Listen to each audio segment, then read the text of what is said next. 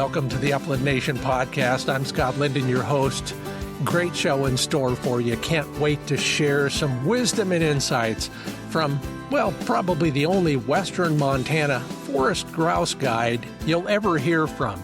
Tim Linehan joins me from Linehan Outfitters. He's in Western Montana hunting forest birds. I know, but his insights will be invaluable to you. That's not all we got on the program, of course. In our Fix It segment, I'm going to help you get those cockleburrs out of your dog. I've got a trick that I learned, let's call it the hard way, that might help in your next hunting excursion. And then in our social media, I asked the question, well, I said out loud what everybody thinks. Man, that guy will never hunt with me again. I'll ask you about your horror stories in the field with a so-called hunting partner, all coming up right here on the Upland Nation podcast.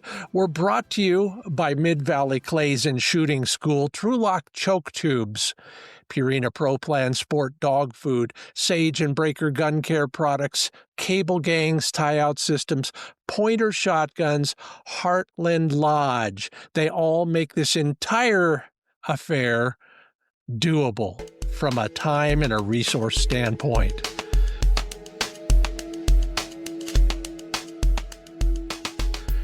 Well, let's jump right in. I enjoyed the heck out of these social media posts. I asked the question, that hunting partner you will never, ever, not in a million years, hunt with again, did what? And boy, thank you for some of the lessons that you learned that we don't have to. Patrick McDonough introduced a guy to duck hunting and a great spot. The next day, he brought the whole crew. My son didn't even have his spot.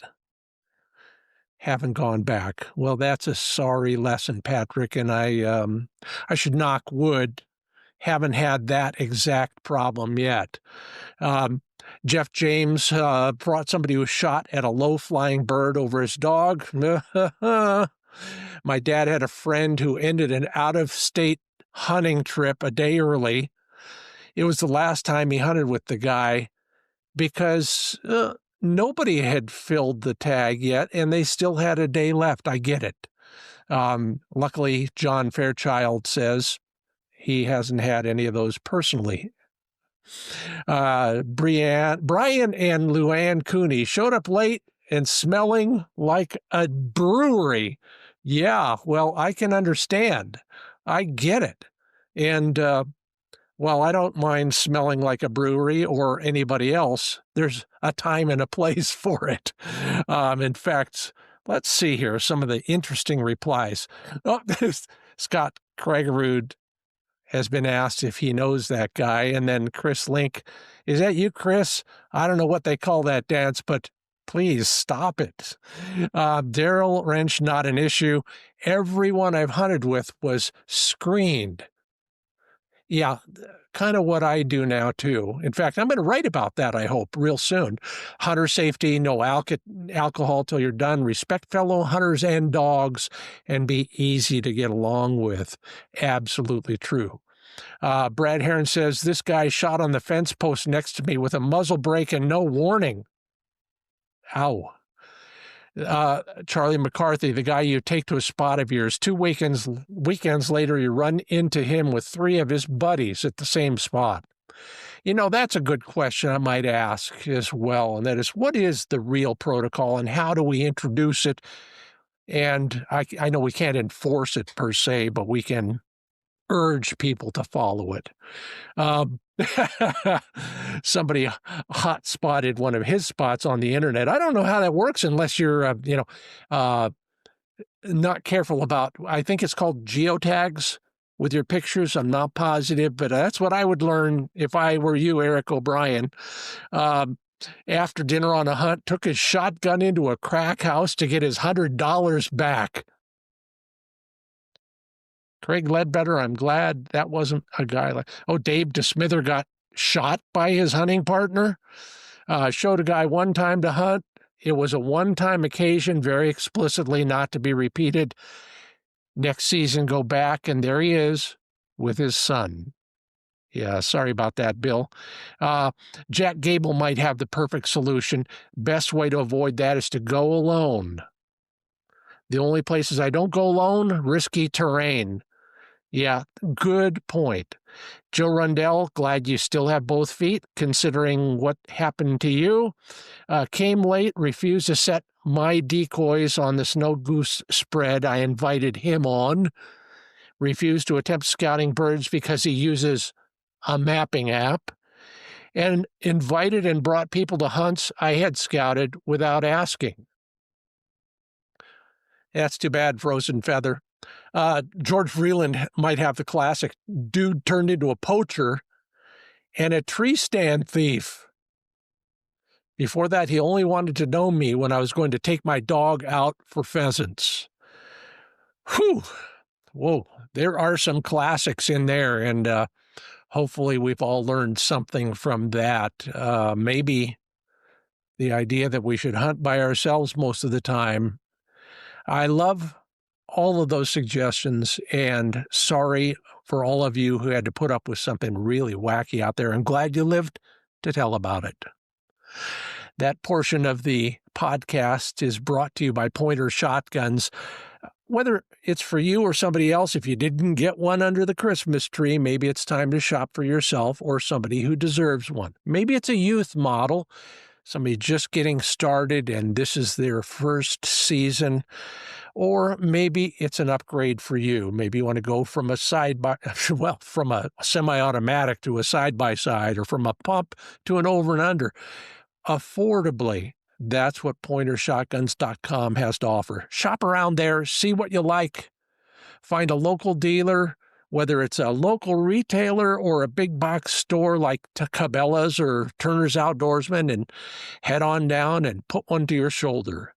Learn more at pointershotguns.com. And take care of your guns, whether they're new, old, or in between.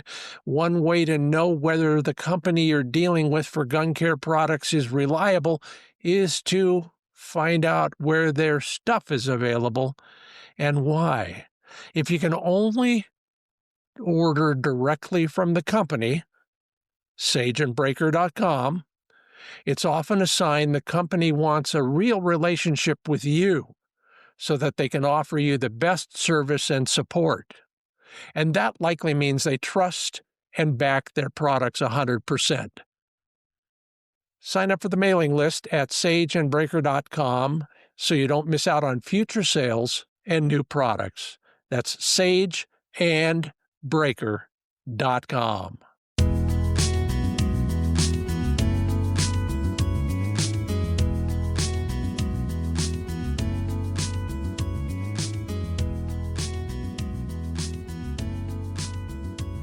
Oh, it's always fun. I'd rather be there, but if I can't, I'd rather talk to somebody who is there in western Montana. And this guy has got a lot to offer us. Tim Linehan has an incredible outfitting organization over there near Libby, Montana. You know, I always remember Libby because it's usually the coldest place in America. But Tim, you're not that cold yet. Welcome to the Upland Nation podcast. Thanks again, Scott. Always a great pleasure. Yeah, no, we been unseasonably warm. You're right. Boy, oh boy. We've sort of. It smells a little like winter. We've had a couple inches of snow each day for the last 2 or 3 days. Nights are now in the 20s and daytimes, but daytimes are still in the middle 30s, which is kind of lovely on one level. But anyway, it is what it is. Yeah, it is, and you know, and this time of year, towards the end or after the season's over, depending on where you are. It's a little frustrating to have such nice weather, but you've got other things to keep you busy. We're going to talk all about forest grouse, but you know, as people might remember, you do a few other things as well out there. Why don't you give us a little bit of a backstory on your operation? Yeah, well, I often tell people we do it all. So we have a full fly fishing operation, and we have a full hunting operation. And people are, often the question, this specific situation is all about grouse, which I'm thrilled to carry on about. But we also have a full big game operation. So we literally hunt almost anything that you can hunt here in Montana, which is deer and elk. Currently, we're hunting mountain lions right now, and then grouse. Would be sort of the other mainstay of the hunting operation. So we basically 12 months a year for our program. Yeah.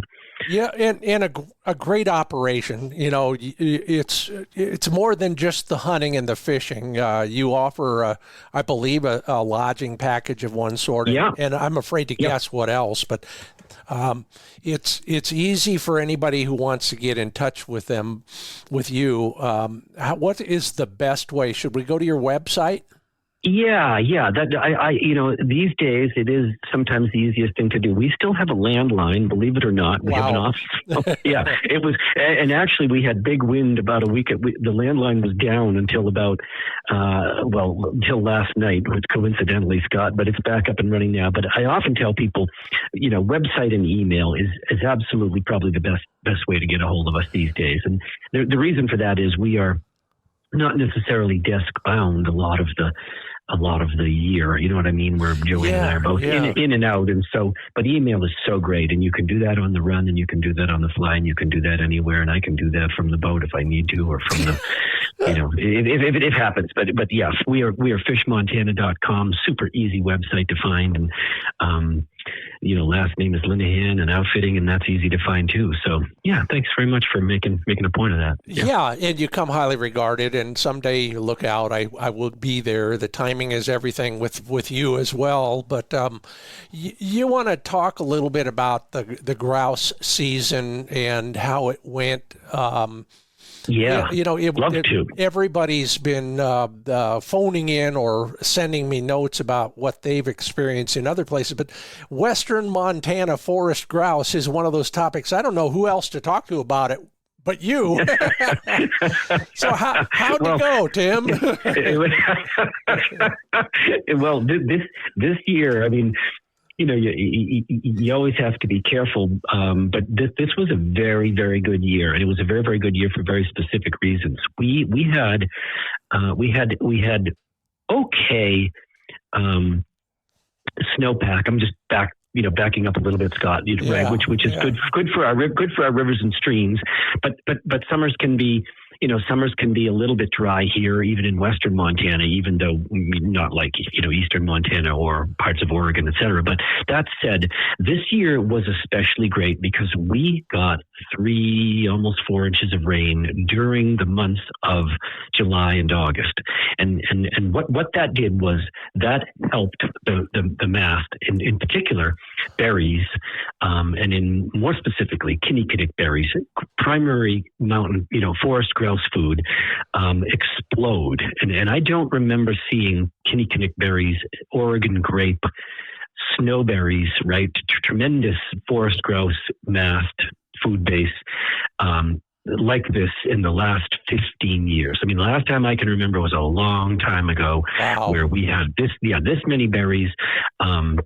The greenery, the clover was still good in September. You know what I mean? So it was literally all about food. And what's amazing to me is it's almost as if, game knows that, because let's back up. What you need first and foremost, stating the obvious, Scott, but you need a good breeding season, so to speak. And we did have that. We didn't have hail. We didn't have wicked cold. We didn't have wicked rain during the months of May and early June when chicks are being born, right? Okay. So you have to start with that. But don't you think on another level that if there's a bunch of food, game responds? It just seems like they know ahead of time that hens had bigger broods and they knew they were going to be able to feed them. I don't know. I'm just sort of talking generally, but because we had a good breeding season and good breeding conditions from a weather point of view, and then we also had a tremendous amount of mast. This was a very, very good year for forest grouse, and here in northwest Montana, anyway. Yeah. Well, it makes all the sense in the world. Again,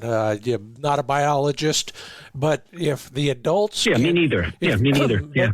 But if the adults can bulk up on all that stuff, and the chicks, of course, for a while are eating bugs to a degree. Correct. But at some point, they're going to the same sources for food as the adults. And if there's a lot of it there, then all of a sudden it makes sense. What of all of those is there? You mentioned Kinnikik as one that I don't know. I don't know if I've ever seen a berry on the few of those that we ever encounter in the high country around here. What color is it, and how big is it? So that's a great question. I know. I know it's in other northern latitudes. Like I know the guys in Wisconsin and Michigan talk about it. They call it bearberries. Bearberries, Kinnikinick, Kinnikinick berries, and it's a ground for a carpet almost. It's loaded the ground, Scott. Yeah, as you well know, it's a deep red berry. It's a beautiful red berry, and they're in a cluster, and it is during the season, I am hard pressed to think of a single bird that didn't have, after we knocked it down and always checked the crop, that didn't have Kinnikinick berries in the crop. I don't think I saw a single bird this year that didn't. There are years when, you might get a bird or 3 or 5 or 10 that don't. But I think there were just so many, but you'll have snowberries and a couple Oregon grapes. The Oregon grapes exploded as well. I mean, there were packed, there were hillsides of Oregon grapes, Scott. It was actually lovely. If the sun hit it just right, you'd have this beautiful, variety of color with the mid-September, early October, sarsaparilla root starting to change, and it gets that bright yellow over here, and then below that would be these beautiful bulbous red and purple, Kinnikinick red berries and purple Oregon grape, which are a little higher, you know what I mean, off the ground. I mean, it was just lovely. Yeah, it was lovely. But yeah, Kinnikinick, a deep red, they're in a cluster, and they're a carpet in places like this on a good year. I mean, you can go for 100, 200, 300, 400 yards and not get out of them in places. Wow. Yeah. What's interesting about that, I think about feeding my training pigeons and how you have to offer your food at a certain level or they can't reach it. And the same for grouse. If you have a good crop of low-growing berries, then it's really easy. But have you ever seen any of those grouse go up into the bushes? Do they do that and then pull them down? Oh, they sure do. They'll roost up there, or what do they do? Yeah. Well. So interesting. That's a really great question. That's a really it's actually a really, really good point. That where food is located for grouse is critically important some years. Yeah. I have seen them like, so what's fun is you will sometimes I think it's a bear. I will see more specifically like a service berry bush. Yeah. I have seen grouse and you'll just see a couple of limbs bouncing and shaking back and forth. And you see it. Yeah, exactly. You see it from 100 yards, Scott, and you think, I got to collect the dogs and get out of here. Yeah. and then you get there and there's 3 grouse bobbing back and forth on these limbs because they're not very big bushes. You know what I mean? But they're loving the heck out of those. Yeah. So I do see them occasionally, doing that, but that would be more specifically in serviceberry bushes. But to your point, snowberries, Kinnikinick, Oregon grape are right down at their eye level, and that's what they love up here anyway. And then clover. Spruce grouse will grab needles. Blue grouse will grab needles also. But on a year like this, even the sprucers were loaded with Kinnikinick and berries, and even the blues I got into were loaded up. Huckleberries blew up here as well. All the berries blew up this year. I got a couple blue grouse, sooties we're calling them now over here. And they were the breasts had actually, we are and they are what they eat, and the breasts were literally starting to stain, literally starting to. Yeah, it was super interesting. They were literally getting a little deeper blue from eating so many huckleberries. It was wonderful. Fascinating. It really was. I remember the first time I saw that we have a bunch grass here. It's massive, called Great Basin Wild Rye. It'll grow 4 or 5 feet. The seed heads can be 4 or 5 feet off the ground. And I'll watch these little valley quail land on the top where the seed head is, and then just ride that thing as it bends down so that they can sit on the ground and eat it after that. Yeah, amazing. Right. Incredible. Yeah, like a cartoon. Oh, like a cartoon. Very much so. So those sound like, I mean, you're like this. Hey, wow, good for all of them. Do you ever find anything really weird in a bird crop? I found something, say, 2 weeks ago in some chucker crops that I've never seen before. But you first. Well, I'm going to be boring. I don't think so. Yeah. I mean, once in a while you see, not odd or unusual because it's still a food base, but once in a while I'll see something that's, like I'll see a plant or a version of a four, but some other mass that I won't recognize, right? But it's clearly a seed, or it's clearly another, maybe leafy greens, to put it that way. I've seen some, and I'm like, oh wow, that's kind of interesting. What is that? But it's probably just a piece of aspen leaf or something that but nothing too unusual. No, you got something good to share. Well, the one that's still intriguing me, and I got to get out there onto the Snake River now that Grant Ritchie, a pro guide like you, has found. He has been finding pine nuts in chucker crops. Wow. So what does that tell you? And he's been finding the birds up there too. So that's a study for next year. We got a couple. Are they moving up? Are they moving off the bottom and up into the foothills, so to speak, Scott? Yeah. So if you fish or hunt with Grant, boy, you guys have a lot in common now that I think about it. But you'll start at river level and you'll hunt quail and chuckers. And as you move uphill, if you're man enough for it, you'll run into roughies. And then if you move further uphill, you'll find blues or spruce grouse. But for some reason, out of that same country are coming some chuckers. And it wasn't just a one-off. That was the thing. The first time he said, have you ever heard of this? And I said, no. And then he sent me a couple more pictures. And so now it's a thing, Yeah, wow. We'll see. Anyway, hey, everybody, that's Tim Linehan. If you want to learn more about what he's doing in our world, go to fishmontana.com, right? Tim? Yep, correct. And I know my own website address. It's uplandnation.com. And I'm Scott Linden, the alleged host here. Help us, Tim, when we are, it's summertime or it's springtime, and we want to have an incredible grouse season. What would we do then in that country to help us maybe narrow down, put a few pins in our Onyx map? How do we start the search for food sources? Yeah.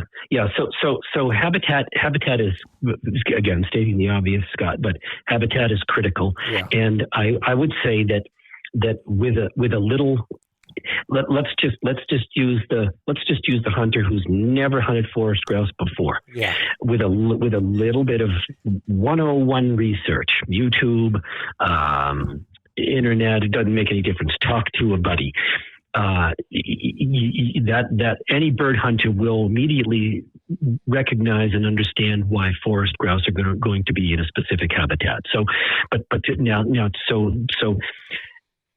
specifically to illuminate the 101 forest grouse habitat, let's start with roughies because they're sort of the king of the whole operation. Good. Roughies are going to be, generally speaking, they always want some version of, and I'll go from east to west, poplar, aspens, alder. Right, all the same family, Scott. You know what I mean, right? All the same family. They're always going to want to be, generally speaking, near those a patch of those, a big, small, doesn't make any difference. You know what I mean? But sort of that sort of mini riparian, if you will. Even though you might be at 4,000 feet, you can still have a spring seep that allows for aspens or alder or some version of cottonwoods, right? All the same family, Scott, right? So that's always going to be critical for roughies. And then after that, as you well know, they also prefer almost what we would call edges, and edges are critical because they like to have some open space. Believe it or not, it doesn't mean that's where they are when you want to get a shot at one. They're never in open space when you want to get a shot at one. Maybe occasionally if you're super lucky, but they want to be kind of on the edges. And so in my country, to answer the question again more specifically, this is logging country. And what that means is we have logged units, old clear cuts, 20, 30, 40, 50-year-old clear cuts with a very distinct edge. They might be 100 acres, they might be 200, 300 acres, right? I mean, this was logged 30, 40, 20, 30, 40, 50 years ago in this country. Those edges are critical. And when I find, let's just say, one of these old logged areas that down maybe in the very bottom of it, it's going to have some alder running along the old road, the 2-track that leads into the bottom of that unit. Sure. It will have alder. It absolutely will have alder. There'll be a couple of culverts, Scott. There might be a little drainage coming right down through the middle of that unit. That's where I'm going to, that's the sort of habitat that I'm going to look for.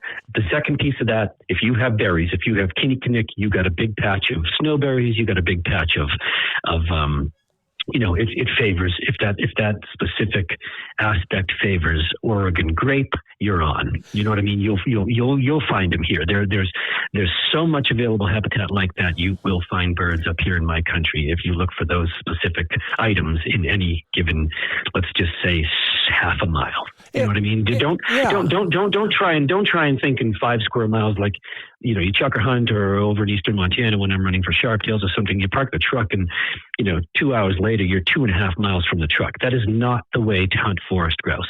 The way to hunt forest grouse is to find those specific places that offer what I just mentioned and then bang, hit it hard. If you don't find them, get out, find another place that looks and smells and feels just like it, hit it, get out, or find them. You know what I mean? You're not putting down for 4 hours at a time necessarily. Yeah. Okay. So a little bit more surgical approach. Now, a couple Definitely. things, further east, rough grouse hunters in particular will talk about how the size of the whatever's coming up through the clear cut is important. Right.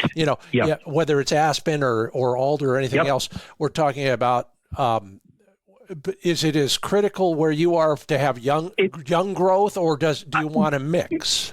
Yeah, a mix. So it's less critical out here, and I get a lot of dyed-in-the-wool grouse hunters coming from let's just say Midwest, Northeast. Yeah, and they are often very, very surprised at how mature some of the habitat is out here, right?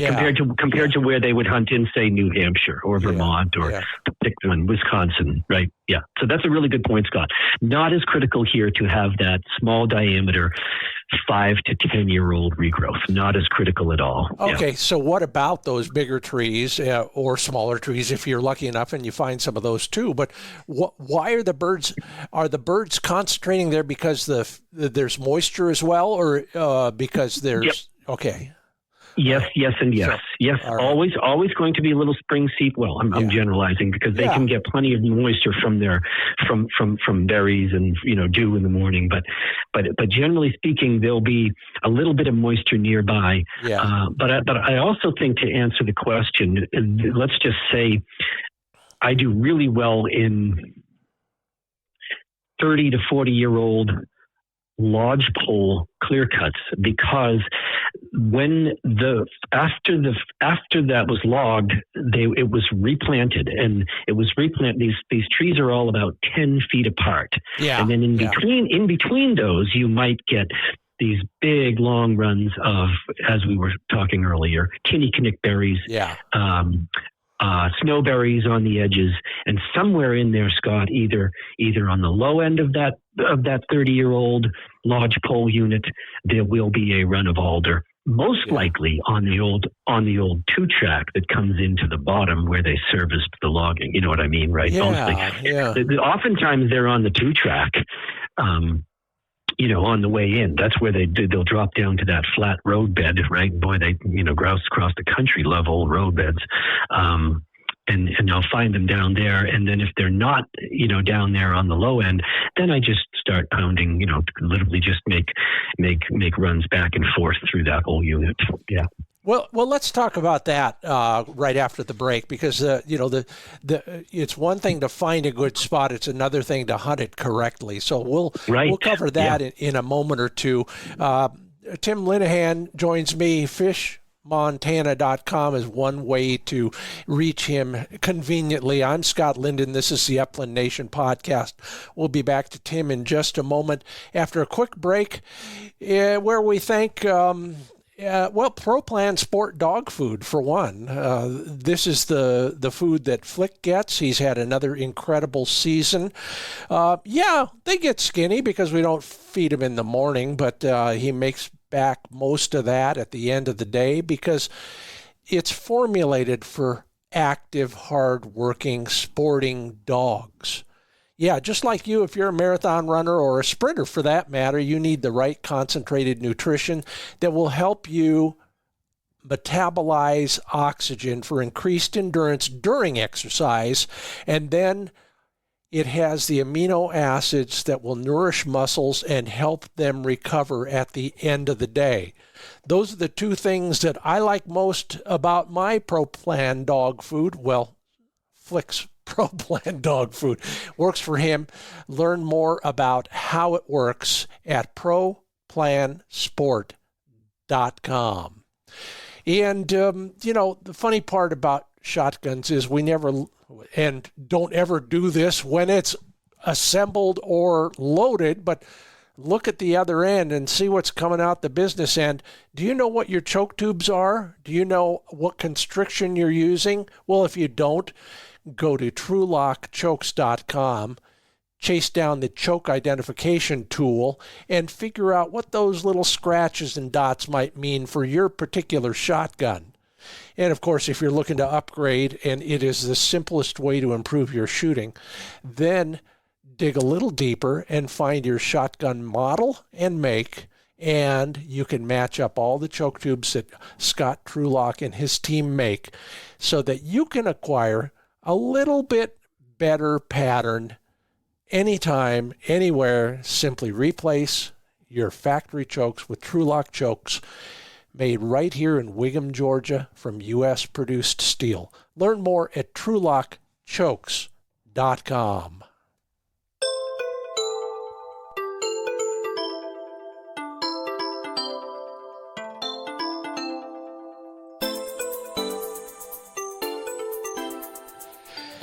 And we welcome back to the Upland Nation podcast, Tim Linehan of Linehan Outfitting. Learn more at FishMontana.com. I know it's always funny. I say that, and then I say that. But Tim's summer job is taking fly anglers down. What river are you usually working, Tim? Yeah, so we're located in northwest Montana, and the Kootenai River is my home water. Big western tailwater located up here in the far northwest corner of the state. Kootenai. Say it 3 times fast, and maybe someday you learn how to spell it. But that's right, Tim's job. Back to rough grouse in particular, because I'm making a study of them for this fall. We talked a lot about food sources and what I'll call habitat. But once we identify those two things, there's got to be a right way and a wrong way to approach that habitat vis-a-vis the dogs, maybe a fellow hunter's with you or that sort of thing, and where you start and how you approach the middle. So, you got a client or two, Tim, and you just parked. Besides being quiet and stealthy, what are you going to tell them, and then what are you going to do? Yeah, it's a great question, Scott. We were comparing, hunting ruffed grouse, forest grouse in tight quarters, we were comparing it to, let's just say prairie, when you're on the prairie and you park the truck and basically, on the prairie, you're going to head into the wind and run out as far as you can until you hit the end of that rancher's property or some version of public land, and you make a turn and you head back, right? But here it's a little bit different. Not entirely different, but a little bit different. So typically, we are accessing via old logging roads. And so I'm going to your point, your description, which was wonderful. First thing I'm going to do, we'll park the truck, and then I will pull up my Onyx and I will lay out the sort of strategy for my hunters. The road will usually be one border. Obviously, right? Sure. Does that make sense, Scott? Yeah, that's going to be one border. Okay. And typically, I tend to make it easy. I tend to, make it a rectangle, a big rectangle, right? So here's what we're going to do, guys. We're going to go down the edge. The other thing, I'll back up on that. It's almost impossible to hunt into the wind in the forest up here. all day. Yeah, all day, right? Yeah. At some point, you can start that way, Scott, but you can't necessarily, like the prairie, you can't kind of tack into it and then tack back and tack into it. Here, you're going to have to make a turn to cover the middle, as your point. But so that's just an aside. But I'll park the truck. I'll make it a rectangle. The road will be one border. Likely, we will head down, and I'm basing it again on these logged areas. We will head down. Generally speaking, we will head. Let's just say in this case, it's 500 or 700 yards down the edge where the big timber met that logged area. And then I will run down what would be, we go down an edge, let's say heading, doesn't make any difference, heading to the west. And then I will, spaced out at about 30 yards apart, right? Dogs are casting back and forth. I've got my dogs on GPS, deeper collars actually, mostly these days. Okay. But then we will make a 90-degree turn and we will head down, think of it this way, which would be sort of parallel to the road, you know what I mean? But now we're 500 or 600 yards below the road, okay, or above the road, or some version below the road as a border, or above the road as a border, right? And then make another 90. So we make a 90-degree turn, make that run, make another 90-degree turn. So we have now covered let's just say, making a rectangle, the south end of it. Sure. Now we're going along the east side of it, right? The road would be the west side. Then I'm going to come back to the east with another 90-degree turn. So now we're basically lined up to come right back through the middle. Does that make sense, Scott? Am I being articulate enough? Yep. I'm following you. So now we're lined up. We've just made a rectangle. We've made two 90-degree turns. Now we're lined up to come right back through the middle of that cover.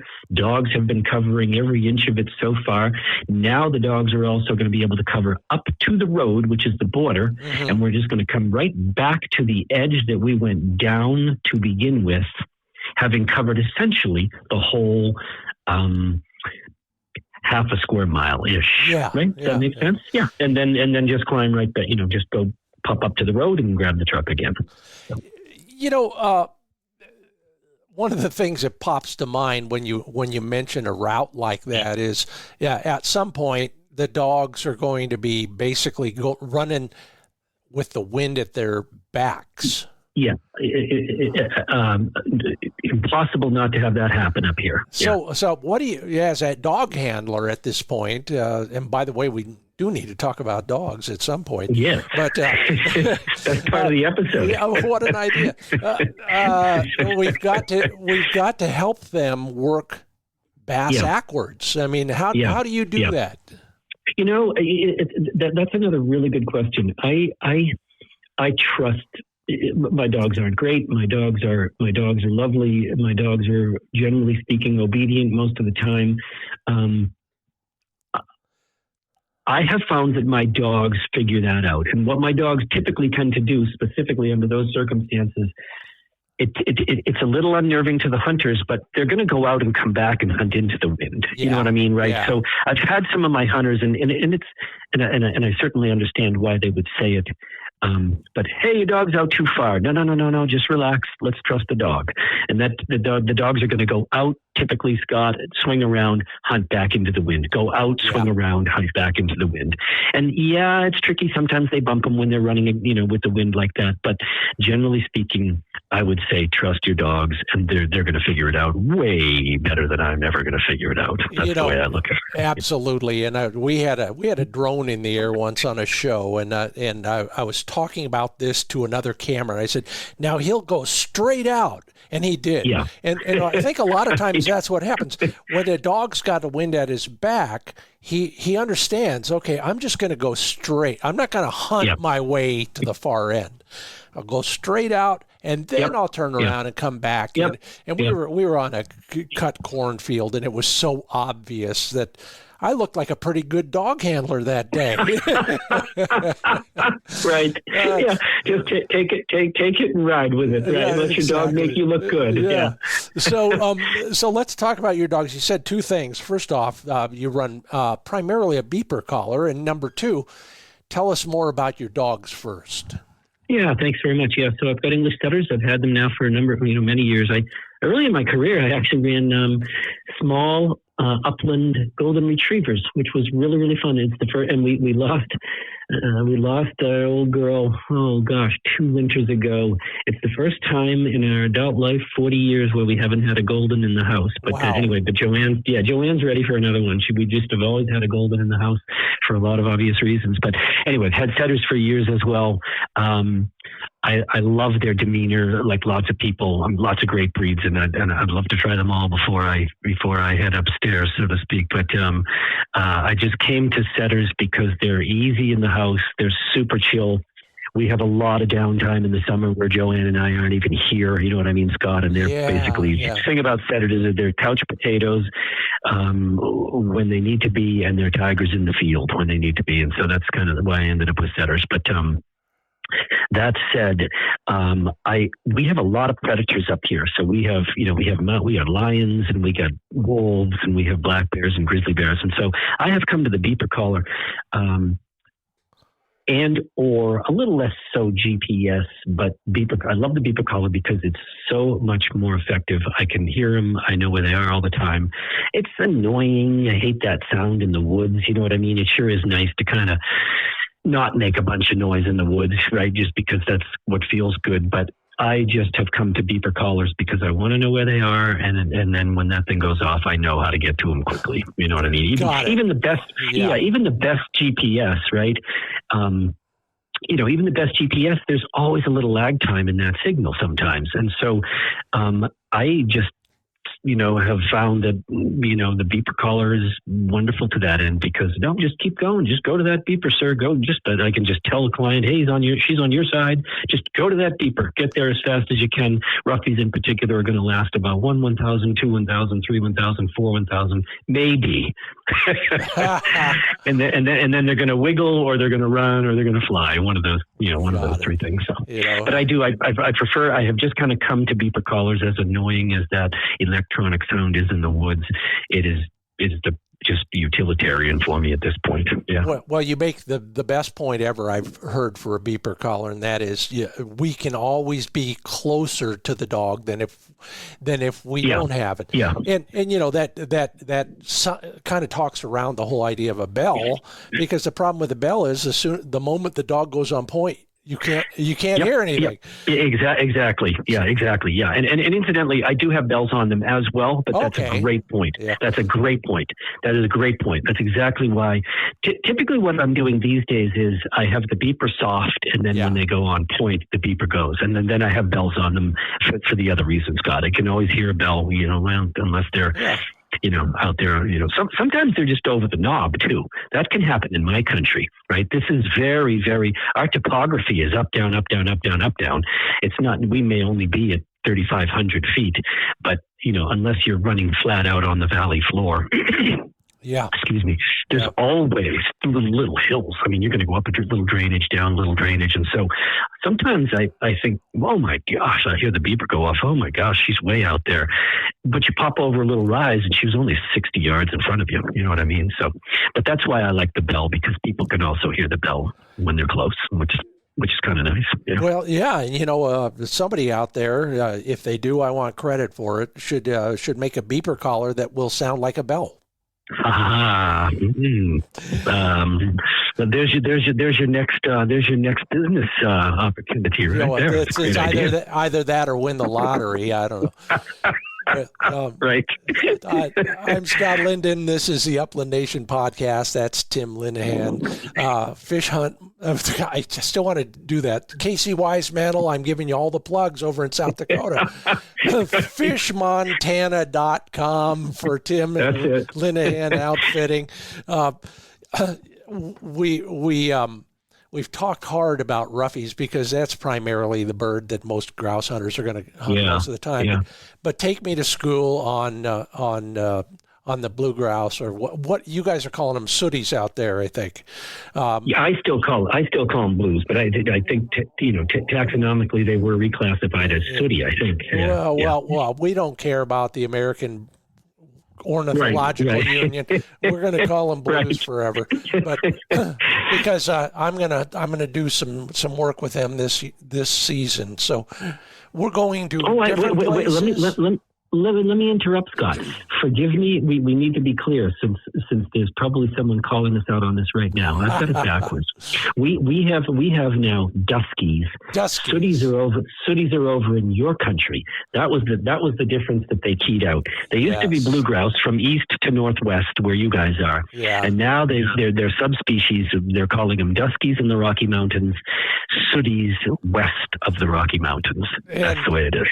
And I'm going to just be flip about it. And they're glorious. Yeah. And the difference is one's beak is longer than the other, or something silly like that. Right. Well, we know what we're talking about. The bird formerly known as the blue grouse. There you go. All right. So take me to school real quick on habitat and particularly elevation. We're talking a little higher elevation, I'm pretty sure, most everywhere. Yeah, so that would be the key component for chasing blue grouse. It is going to be more about elevation. And I think if you, generally speaking, let's just stick with the Rockies because I'm in Montana. Generally speaking, you will start to find blue grouse in the fall. I'll back up on that in a second. In the fall, generally speaking, above 4,000 feet, 4,500 feet even. Yeah. And that's just generally speaking, Scott. Now they're an interesting bird because they're a reverse migrator insofar as they're down fairly low. They're on the river bottoms, right where you'll find roughies and spruce grouse during the springtime. And then throughout the course of the summer, fall, and even in the winter, they start to move up in elevation. So blue grouse are actually as high as they'll be right now during the wintertime. They're up at the top of the ridges, and they're up there, bivvying in snow and probably subsisting on Douglas fir needles, which is one of their preferred, food sources. And so when we're chasing blues, that's typically what we're looking for. We're looking for sort of, in my country anyway, open ridge tops, a little more open ridge tops. Right. Generally speaking, in my country, big Doug fir, spaced out, fairly open stuff. The one fun thing about blue grouse is, generally speaking, they're going to be in way more open habitat than you'll ever find a ruffed or a spruce grouse. And that makes it really, really fun. They hold for a dog nicely. They're probably in between. Spruce grouse will hold until you walk up and bump them with your toe. Wow. Roughies, on the other hand, as you well know, very hinky. Maybe the hinkiest bird for a dog to handle. Blue grouse would be sort of in between. They're not as jumpy as a ruffed, but they're not nearly as tame.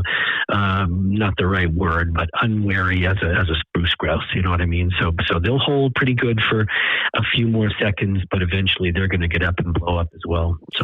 So would you change your hunting strategy, or is it in these park-like settings? It's a little different. Yeah, it is. It's a lot different. Yeah. So the thing about blue grouse, it's going to be a bigger run in general. So if I were to, that's a great question. If we were talking about the strategy behind a ruffed grouse hunt might be, a 2-hour run, get in, do the damage, get out, go to another another cover, right? You're gonna hit 2 or 3 in the morning, 2 or 3 in the afternoon. That's a good roughy run for the day. Okay. Blue grouse would probably be a blue grouse hunt in the morning and a blue grouse hunt in the afternoon. Yeah, because we could cover more ground. Yeah, you're going to want to get there. Yeah. Exactly. Yeah. So it's good. Sometimes, like one of my hunts in particular, Scott, it takes an hour to get there. Oh yeah. And it's just a hike. We are just going to take an old trail and we're going to get to the top of the mountain, and then we're going to run the mountain south for half a mile down this beautiful open dug fir ridge, and we will find some birds. Yeah. Wow. That's the one I want to go they're on a little when less, I come to visit. Okay. Well, yeah, if you haven't done it, it is a lovely hunt. I mean, that is the right word, too. It's a lovely hunt because it's a little more open. The walking is easier. The shooting is a little bit more user-friendly. I never hit anything anyway, but it's still more user-friendly. Yeah. Well, no wonder we get along so well. Yeah.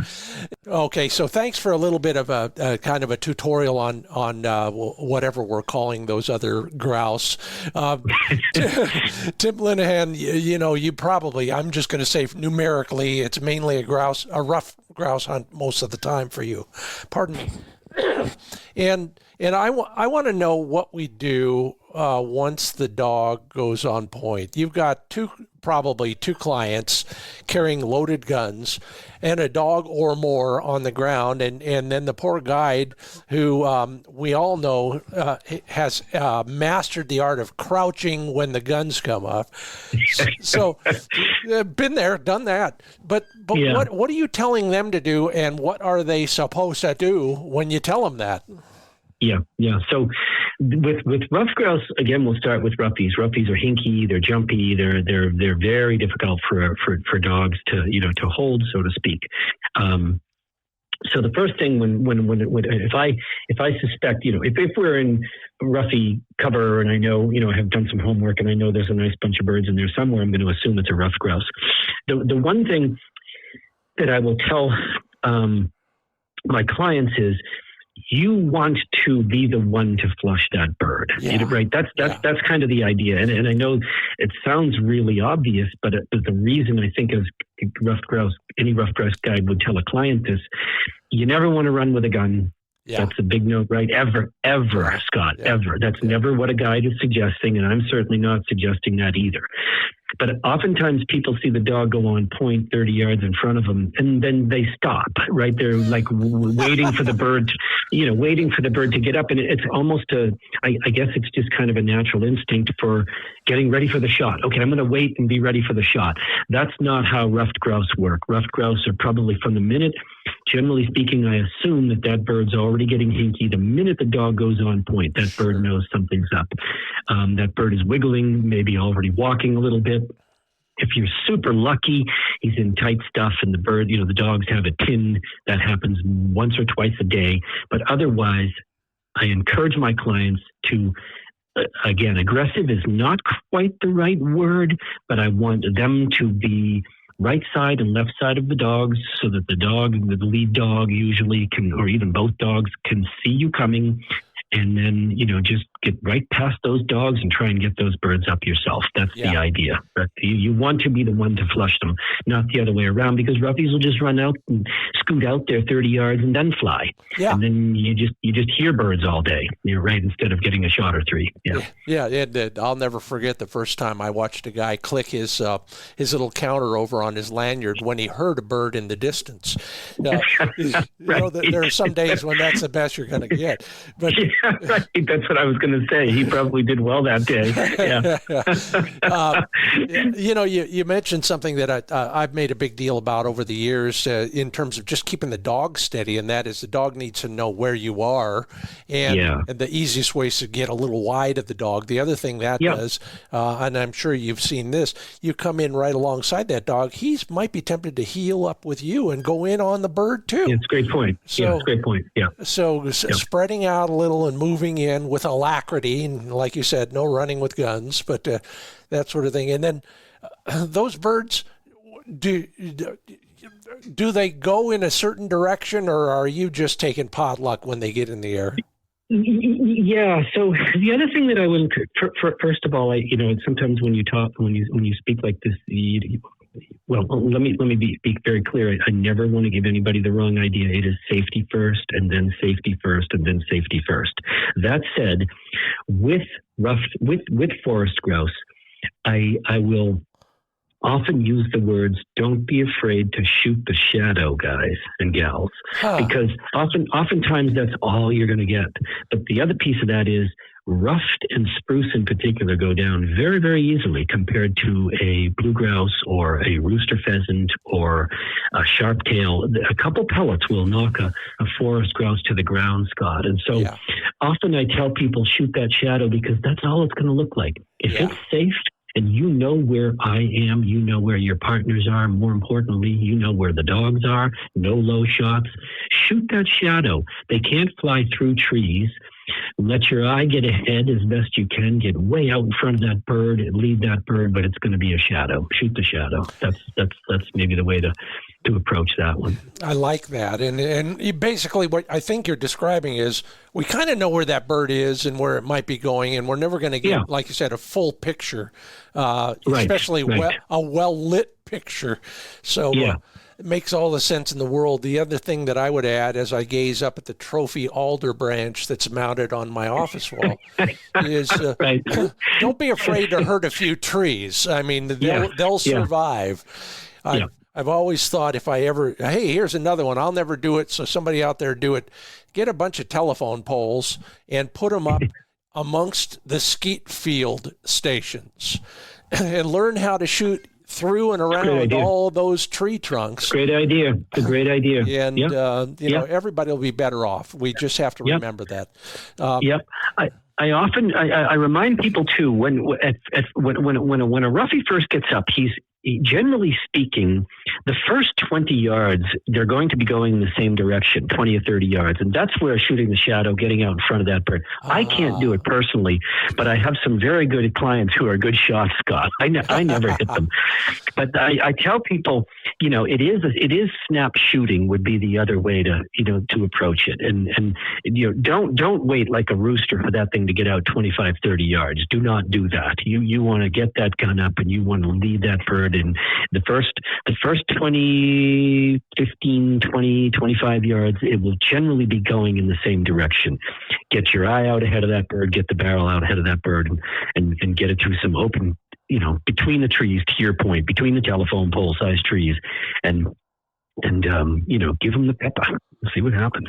I love it, and that is good to know. And also, from a philosophical standpoint, it makes all the sense in the world. Tim Linehan is the guy. He knows forest grouse here in the West like nobody else. Tim, before we leave, and we got to do that soon.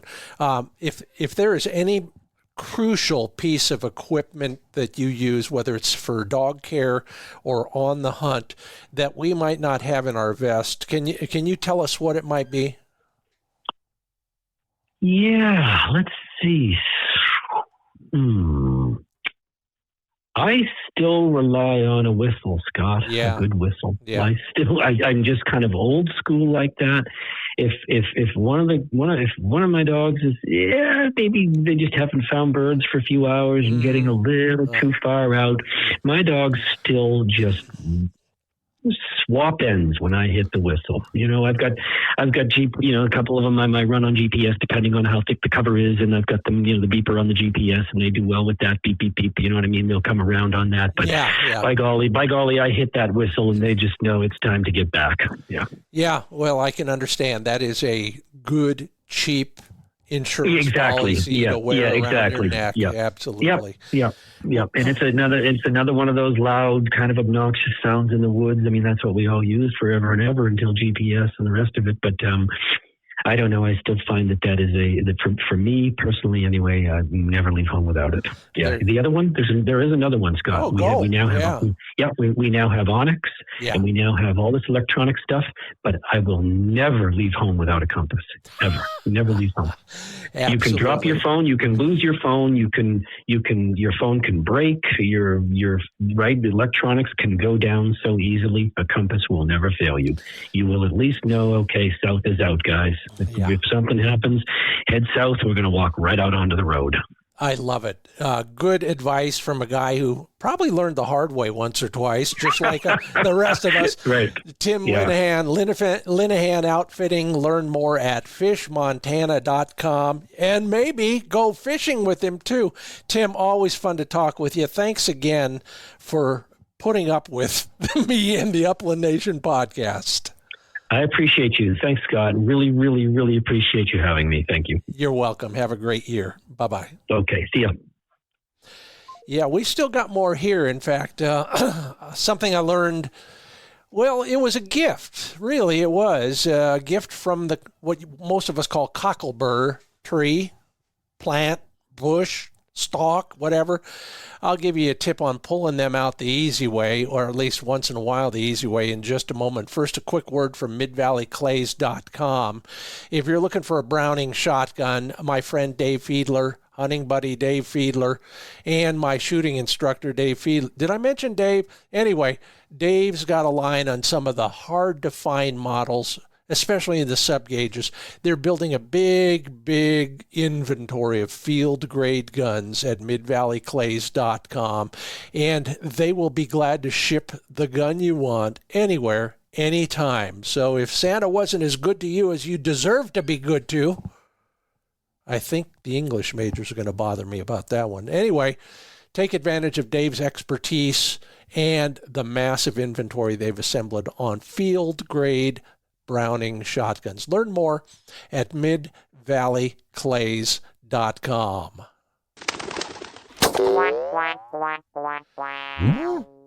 So out in the West, we call them teasels. And I'm going to fix that problem for you wherever you are. If you have a plant, it's a weed of some sort that has most of us could simply lump them all into the category of cockleburr. They're round, they're oval-shaped, they're egg-shaped, whatever they are. In fact, some kids here call them porcupine eggs. They look like they are covered in the male side of a Velcro piece. They hurt. I mean, they hurt the dog if those little pointy parts get too close to the skin. They hurt your thumbs and fingers when you're trying to pull them out, and then it's an angst-ridden ritual to get them all out. Poor Flick, a couple hunts ago, he had them on both ears, and at one point he was running so hard his ears both went up and hooked on each other over his head. Well, that was a long night, but sometimes, whether it's the time of year or the consistency of these cockleburrs, they're a little bit easier to pull out. Now, you've probably used all the other versions of the solution. Try a comb or some sort of a brush or some of those equestrian-oriented versions of that. You can cut the hair, and hopefully all of those cockleburrs will come out with them. If your dog isn't looking askance at you when you're holding sharp objects near their head, for example. Some people will use cooking spray, and they'll essentially lubricate all that hair, and it will help pull them out. Or show sheen. You horse people know what I'm talking about there. All of those can work sometimes, but one thing that works part of the time and might be a little bit less stressful for everybody is putting on a pair of leather gloves and simply breaking those cockleburrs apart. That's how they ultimately distribute their seeds and make more cockleburrs. So don't do it in your front yard, but break those things apart, and then the pieces come out of a dog's hair a lot easier.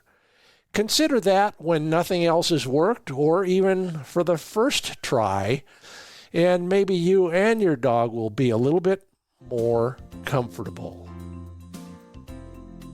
Well, thanks, Tim Linehan. Linehan Outfitting is where you learn more about him, fishmontana.com. Thank you all for listening. Please tell somebody about the podcast. That's how we grow around here. And continue to offer up all your wisdom and insights and great photos at the social media platforms. If you left a rating or a review, I sure appreciate it. And thank you to all our sponsors who make this all possible. Purina Pro Plan Sport dog food, Mid-Valley Clays and Shooting School, TrulockChoke tubes, pointer shotguns, Sage and Breaker gun care products, Heartland Lodge, and Cable Gang's stakeout systems. There's always something new and lots more details on all of these topics at findbirdhuntingspots.com. Thank you so much again, Tim Linehan, and thank you all for listening. I'm Scott Linden with the Upland Nation Podcast.